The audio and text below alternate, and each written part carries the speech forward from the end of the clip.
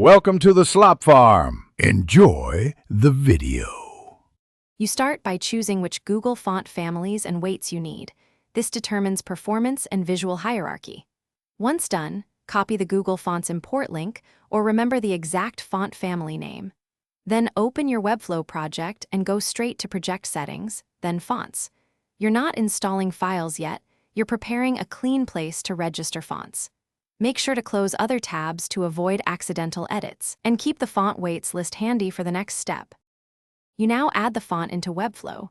If using Webflow's Google Fonts integration, search and select the family with required weights. If you prefer hosting or a CSS import, go to Custom Fonts and paste that import or upload files. Make sure to include all variants you planned so typography switches correctly. After saving, publish your site to push the new resources. This step ensures the CMS and designer panels can access the font. Otherwise, you'll see fallbacks locally. You finish by applying the new font in the designer. Set it on the body, all pages, for global use, then override for headings and components where needed. Publish once more and verify in an incognito window to avoid cached results. Make sure your site loads over HTTPS if Google serves fonts that way.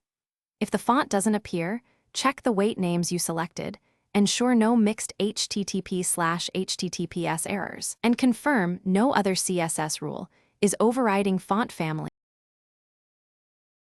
Thanks for watching. Consider subscribing if we helped you today.